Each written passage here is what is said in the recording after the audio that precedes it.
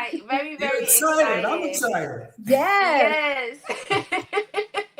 There So we go. thank you so much for joining us. I wanted to give you a nice little introduction, not a little introduction. I wanted to give you an awesome introduction. Everybody, first of all, welcome to the Playback. Thank you for joining us. We have a very, very special show this evening for you. We have Mr. Mathew Knowles. I mean, if you don't know who this gentleman is, he is music industry royalty, okay? So if you don't know who he is, sit down and get yourself together, get your cup of tea or whatever it is you need, because we're about to get into it with him. Mr. Knowles, thank you so much for joining us this evening. Well, thank you. It's 1 o'clock out here in California, a beautiful day, not a cloud in the sky, and I'm grateful that I get Nice. to look at snow-capped mountains in that direction, the ocean in that direction, and uh, live life, live life with gratitude. That's right. That's right. Every day. I'm in Yes. Florida, by the way, so I get to enjoy some of that sun as well. Oh, wow. Great. Yes, yes. Well, we know you have so much going on now with the Destiny's Child Reimagined Tour, and we definitely want to get into that with you. But we want to dig back in for those who are not aware. I don't know who would not be aware, but for those who are not aware, we want to go back a little tiny bit, and talk about the beginning, you know what I mean, with Destiny's Child, and before the world knew who Destiny's Child was. How did that all come together? Like, because how did you know that you had something with these young ladies? Well, as kids, and I'm talking about when Beyonce and Solange and Kelly lived with us for many years, but when they were kids, they just loved music. That's all they wanted to do was entertain. I mean, Beyonce and Solange would sell tickets to the neighborhood and give these shows. I mean, they were like 6, 7, 8 years old. So they always had a passion, and that's the key word. They had a passion for entertainment. This is all I've ever heard Beyonce and Solange and Kelly want to do was to entertain. And then fast forward that my former wife and I had a major hair salon in Houston, and these two women came one day and said that they wanted to start a girls group. And we're talking now in the 80s. So what was happening in the music industry in the 80s, you had Crisscross, you had Usher, you had TLC, you had ABC. You had all of these teenage kid groups. That was the hot thing in music. So it was a hot thing to talk about having a young girl group, a younger girl group than TLC. My role was just to drop Beyonce off to rehearsal. I really wasn't involved in the early years because Destiny's Child started as girls' time. Right. Over 40 girls in Houston, and I say girls because they were only like 10, 11, 12. And it was constantly changing the members. And so I didn't get involved with that. I would drop Beyonce off, pick her up. And then I went, they got on Star Search, and I went with the girls and the managers and the parents. They wanted some man to come to handle the luggage because we had a whole hotel room just for the luggage because everybody thought they were going to win for a month. So we had a whole hotel for the luggage. They lost, and I asked Ed McMahon, like, what does a dad do? These kids are crying, parents are crying. And he said, it's interesting. And he named all of these acts that lost on Star Search. This is what's amazing. Aaliyah lost on Star Search. Usher lost. Boyz II Men. Justin Timberlake. Alanis Morissette. And I can go on and on and on with all of these acts that lost the very first show. And he said those people who lost on the first show went back home and they either quit or they got it together and they made changes. And so that's what happened. We came back to Houston. I decided that I needed to get involved, use my corporate experience in marketing and sales. And I went back to college because I think knowledge is power. So I went back to school and studied those artist management, production, and all of the courses I needed to take. And I went to every academic, educational platform on music business. And we started brand new again. The previous managers was trying to get Girls Time a record deal with the 4 singers and the 3 dancers, which is unheard of. Wow. Yeah, you don't get a record deal with dancers. Right. And especially when they're minors, because now you have, instead of 4 artists, 8 parents, now you have 7.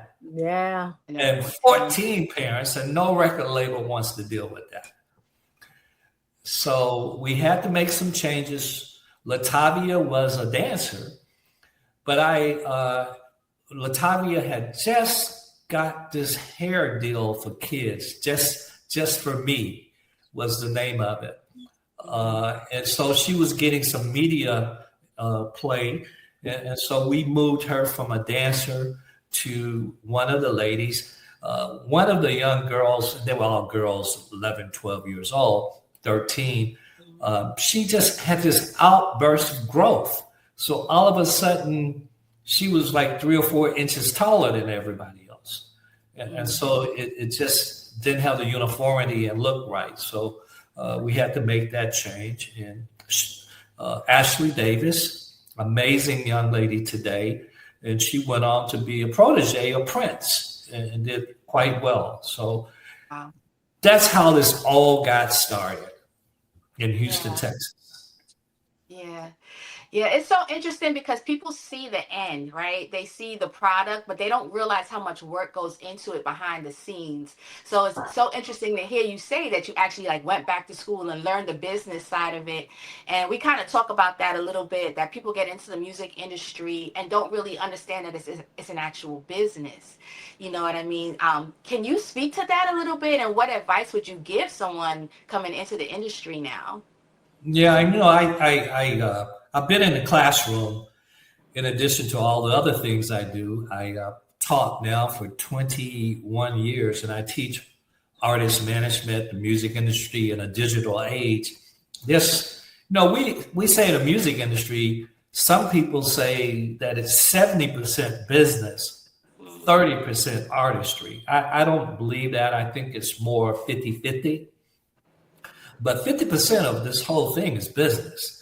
It doesn't matter how great you sound or any of that. If you don't have the right business, the right marketing, the right promotions, the right imaging, how to build a brand, if you don't have that going for you, there's a whole bunch of people that can sing. I can go to church any Sunday morning and find somebody who can really sing.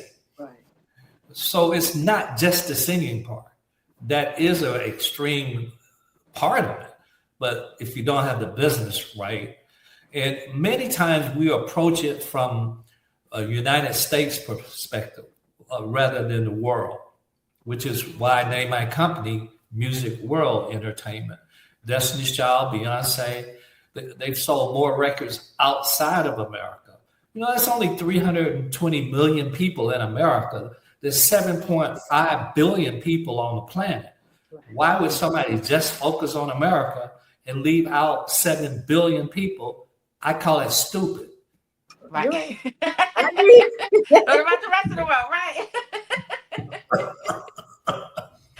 So we approached it in a different way. We approached it from a world perspective and understanding what the album cover in Malaysia, because of their religious values, will look different than here. Well, understanding that in Australia, you want to have dance mixes, in the UK, dance mixes. Right. Understanding how music around the world, how it works. Mm-hmm. And the ladies have put in the work, Destiny's Child did, still hold the record at Columbia Records for their first album. They went to London on their first album 14 times to promote it, which has never been done by any artist on Columbia Records.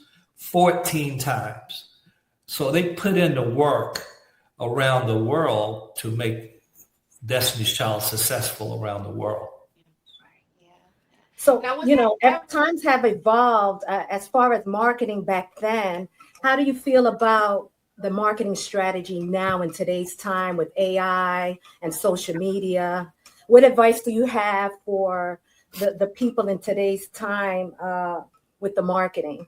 Yeah, it's not a big change. You're just substituting radio with social media, right?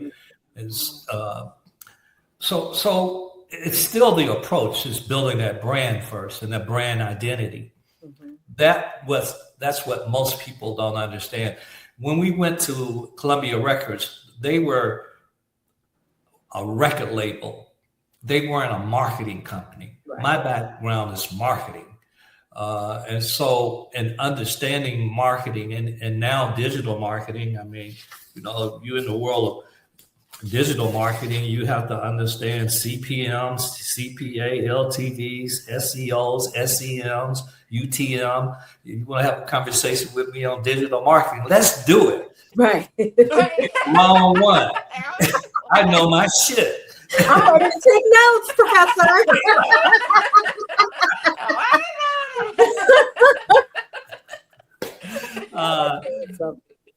Yeah, I don't think people realize how important marketing is. It's such a highlight to the success of your career as an artist. And so, you definitely have to have a strategy for that. And especially for women, imaging is critical. Absolutely. And my former wife, Tina, did an exceptional job in creating the image of Destiny's Child. Because that's critically important, especially with women more so than men. Right. And so that becomes part of that brand identity. Correct. Mm-hmm. And that's amazing that they had the support from you two, as far as, Tina being the stylist and you being the marketer, marketing for the group. So that's awesome that you guys were able to team up and make such a tremendous impact to the industry. It's just historical, and it's amazing. So kudos to you two for what you have. Thank you. And I just went to see Michael's movie the other day. Yes. They didn't give Mrs. Jackson credit for she created the image for the Jackson 5. Most people don't realize she made those wardrobes. That was her. I didn't know that either. Wow. Oh, yeah. Well, they showed about a minute and a half of it in the movie. And if you weren't paying attention, it went by you. But she created that image of Jackson 5. And with Tina, I mean, she was a stylist. She a hairstylist. She understood that. It wasn't because we were parents. It was because we were good at what we were doing. I was the #1 sales and marketing rep in the world at Xerox. Wow. So people get it confused. Yeah. It wasn't because we were parents, because we were really good at what we were doing. Mm-hmm. And let me get it right. In the 80s, Beyonce was born in 1981. We were making $1 million in 1985 at our hair salon. So let's get it. Wow. Let's imagine. Wow. So you were already right. Us. We made her. Let's get it right. Right. We went sitting back. I wonder how many records she's going to sell. Let's be clear. Now, were there any non-negotiables for you when it came to the group in terms of branding and how what their image was? Like, what are some of the non-negotiables you were like, no, this is not negotiable and this is what we're sticking with? Well, we did some, I think, pretty clever things in terms of imaging. Again, Johnny, you've heard of my nephew, Johnny, who died of AIDS years ago. Johnny and Tina, my former wife, they were not only relatives, but they were best friends. And so they really got engaged in wanting to really have, we're talking the years of Crisscross and TLC and Hat to the Back and boots and baggy pants. Yes. And we wanted to come with a completely different image, chic, something cool, different. So the imaging part was non-negotiable with the record label. Right. We knew exactly what we wanted to image about. It was also non-negotiable that we didn't put the ladies and present them as too sexy too soon. Correct. Right. And that was non-negotiable.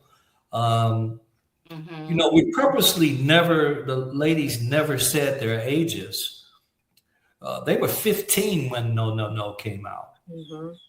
Wow. But we never, they would only say, they would say, well, how old are you? We're teenagers. Right. That would be the answer. We're teenagers. We were in our 20s back then, dancing to all their music. And you know what's crazy today? My daughter's such a Destiny's Child fan. Did we lose him? No. She was like my children today. I mean, they love Beyonce. They love Destiny's Child. So again, it's just the impact that translates into our children. It's just amazing. Well, I'm going to tell you what's really amazing, because we had a meeting yesterday with a company that has done this tremendous research. The average age that on social media is 25 to 35. We thought it was much older. Right. It's a lot younger than we thought that's following Destiny's Child. It's given Michael. Yeah. It's given Michael Jackson. I mean, a lot of, like, even my grandson, he's dancing to Michael Jackson. So it's amazing. It's timeless. Yes. Yes, that's the word, timeless. And the fact that you guys were able to see that in the group, I'm telling you, thank you so much, because when the video first came out, there was a group that I like called Allure, and I thought it was the group. I remember Allure, yes. Right? And then I'm like, wait a minute, who are these beautiful ladies? I'm telling you, Tasha and I, we could not stop. We couldn't. CD, because we had CDs back then, okay? This is why the show is called The Playback. And every time we go out, what are we listening to? Yeah. No. I love the slow version. Oh my God. Me too. It's my favorite version. Well, I'm not going to give away, and we'll talk about the tribute later, I'm sure. But I actually give some backstory on the fast singing style and how Beyonce's fast singing style came about. But not only on the imaging front, but also just stylistically, the harmonies, and again, how Beyonce created that fast singing became a thing also. So we had the imaging, the vocals, the harmony. We had great songs too. That No ballad, most people don't realize it played 50% of the time. And then when I went to the record label and said I wanted to put the remix on the album, that had never been done before. Right. The remixes back then was just to extend airplay at radio. Correct. On the radio. That was the only reason you had a remix. And I walk up in there and I say, I want to put the remix on the album. The president, senior vice president, and all the staff laughed at me. And then I said, wait, I've talked to the company that monitors airplay, and I asked if I had a part 1 and a part 2, and it was the same lyrics, but the speed was different. Right. And did No part 1 and No part 2, would it be credited? And this company is BDS, Broadcast Data System, that still monitors airplay. And they say, yes, Mr. Knowles, no one's ever asked me that. So that's how the song became so popular, because the ballad and the up tempo counted as the same song. And it was a great idea. Then I Listen, became a genius. I was no longer a parent. I became a genius. that's it. Thank you for that, because just listening to that song, her runs and her riffs, I've never heard that style of singing ever in my life. And I've just been hooked ever since, between her and Mary J. Blige. I've never heard a voice like hers. I'm just a fan forever. I think the thing was too, at that age, a lot of us, you know, hip hop was so big at the time, and I think the industry was so male saturated, and to have a female group come out, and Beyonce almost sounded like she was rapping when she was singing. The style was so different. You know what I mean? Again, when you come to the Destiny's Child Iconic Reimagined Tribute, yes. I will share to you how that singing style came about. All right. But let me share something. That's right. We need to get into that. Yes. Let me share something with you that most people don't know. So, Babyface, L.A. Reid, Daryl Simmons, they still are partners today. They wrote all those hit songs for TLC, Tony Braxton, Boyz II Men, and many, many, many others. Most people don't know that that's Girls' Time then was signed to Elektra Records and in a production deal with Daryl Simmons, who's Babyface and LA's partner. And these guys are quite competitive. And so Destiny's Child was signed to Elektra Records, major record label back then. The girls went to Atlanta for 6 months. LA had TLC. Babyface had TLC, I'm sorry. L.A. Reid had a group out of London, and their lead singer was a girl group, and their lead singer was Pink. And then Daryl had Destiny's Child. So these three best songwriters in the world all had these teenage girls in Atlanta at the same time developing. Because at that time, Destiny's Child was called what? What were they called? What was the name after Destiny's Child? After Destiny's Child? The Dolls. I missed that part. Right, I don't remember that at all. Yeah, they were called the Dolls. The Dolls. Signed to Elektra Records and Daryl Simmons, and then they got dropped. And then they became Something Fresh. And then they became, what was after Something Fresh? Something was after Something Fresh. I named them, now I've forgotten. And then they became Destiny. And Men in Black soundtrack. I was able to get their first song before the album came out on the Men in Black soundtrack. And then Tommy Mottola calls me into his office and tells me I have 3 hours to change the name of Destiny, because Sony had got a cease and desist letter from a gospel girl group in Mississippi named Destiny. And that's how the name Destiny's Child came about, because I had 3 hours to name them. And so I had them all these names, and I finally came up with Destiny. Brilliant. That is incredible. That's incredible. Wow. Oh my gosh. Well, okay, so let's fast forward now, because now we have the tour, right? I mean, that is such.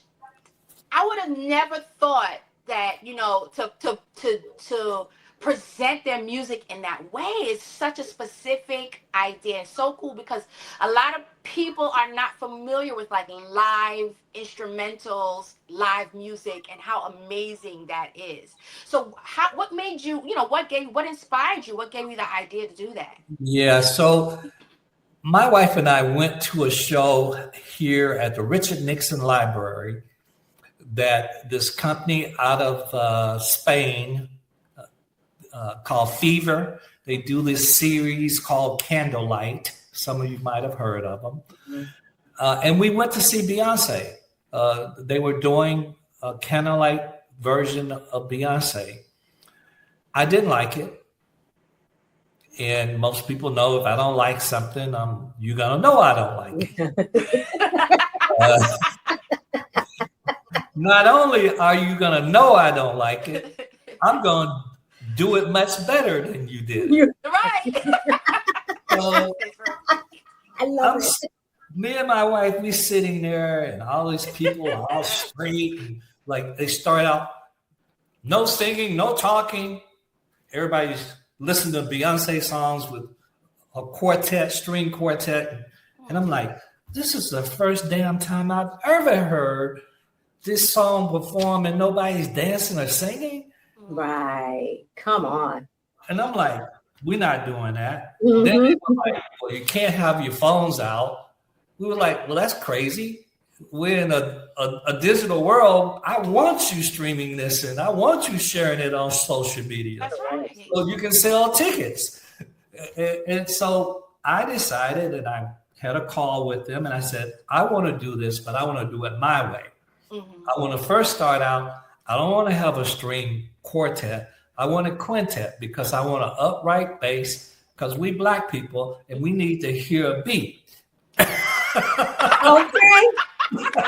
Thank you. Thank you. That's So right. let's start there. The second thing is, I want the ladies to sing their heart out. Like, how can you go to a Destiny Child or Beyonce concert and be quiet? We're not doing it. And then the third thing, I want everybody to have their phones out. I want to share that with everybody. So then I came up with the name, and so we are on. Now we have 6 new cities. Nice. Going back to New York, going back to Houston, going back to DC. We're adding Philadelphia, Chicago, and Detroit. And then, in the fourth quarter, we'll have 8 new cities. And then next year, we'll do 40. And then we'll start doing Beyonce's first 3 albums. And then hopefully we'll move on to Earth, Wind, and Fire next year. So this has been quite successful. If you've never been to this, imagine walking, because we have these at unique venues, walking into a room and it's thousands of candles, and the room is black with thousands of candles with lighting the room, and in the center of the stage is this quintet, and everybody in the audience really dressed chic. You can't be wearing no baggy jeans and stuff. You got to come in there chic, cool, and the ladies are singing their hearts out. And it's a ladies' night out. It's a couples' night. I was going to say, it sounds like a perfect date night. and it's really going over extremely well, because I think, and I'm surprised how many young people come, because you guys want to experience something different. Yeah. Right. Yeah. And that's what this is, with the #1 female group of all time. And I didn't come up with that. You can Google World Music Awards. And in 2000, I think it was 7, the girls went to Monte Carlo and they were given the award for this company researched as the #1 female group of all times, based on numbers, not on emotions, not on social media, but sales. It's facts, just straight. And that's the whole thing. Like, you can see, because when you go on the website, it looks like all of the concerts were sold out. Everything was, all of them were sold out. Sold out. So, I mean, it's clear the impact that this group has made. I would love to see that show live. I mean, that's something I would, both Rosa and I would jump at. So, it's what a phenomenal idea. Now, was there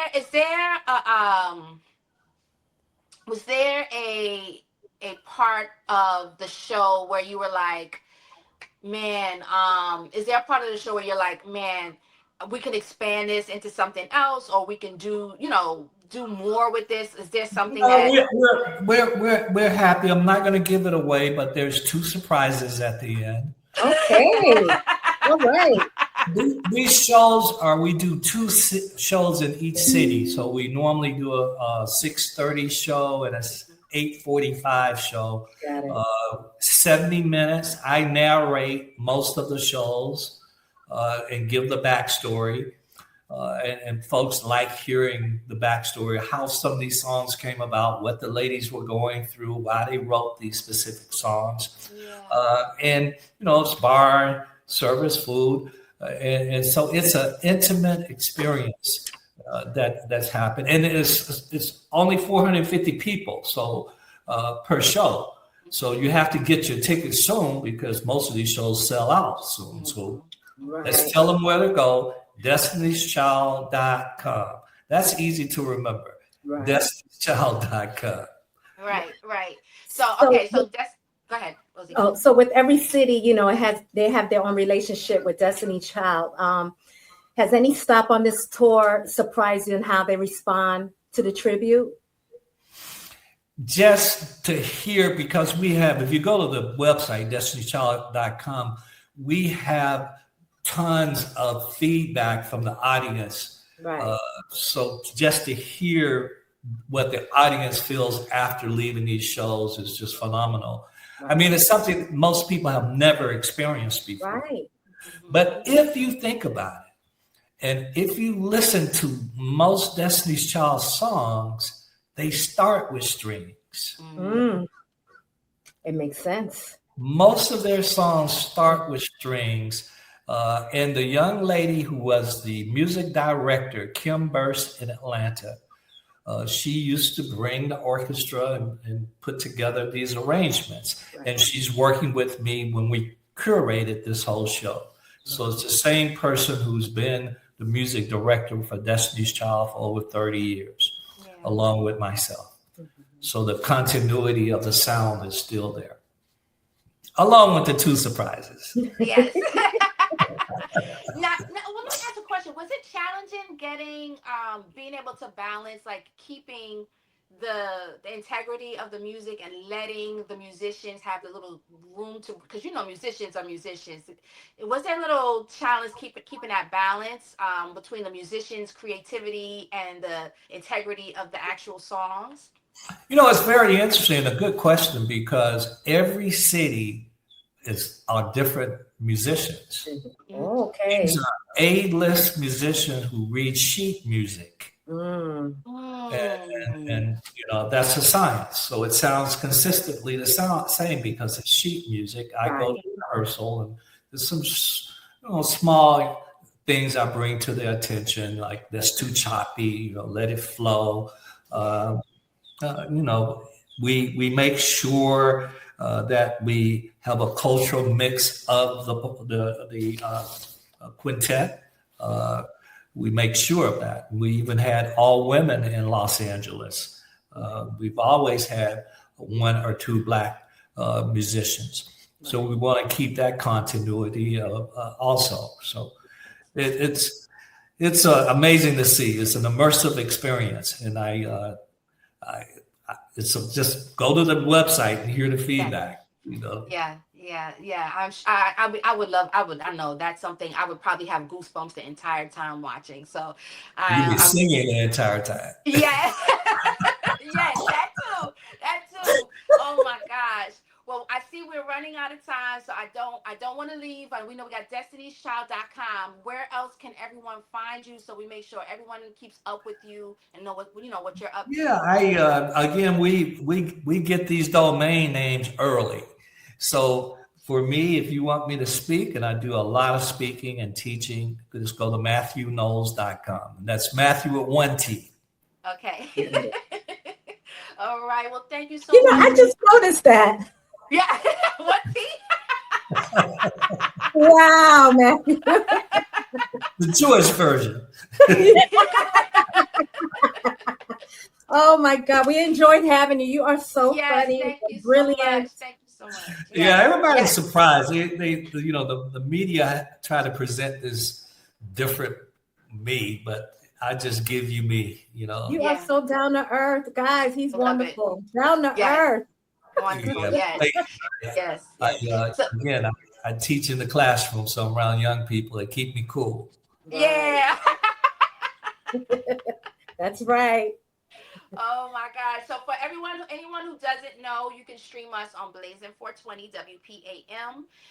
Thank you for joining us. We're also on iHeartRadio. So thank you again, Mr. Knowles. This has been such an honor. Thank you, thank you, thank you.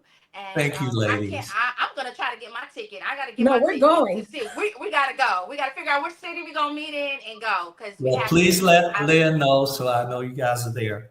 Okay, we'll do Absolutely. for sure. We'll do for sure. Thank you, All Mr. right. Knowles. Thank you, Mr. Thank Um, you. Knowles. Have a all wonderful right. day. Okay, take Bye. care.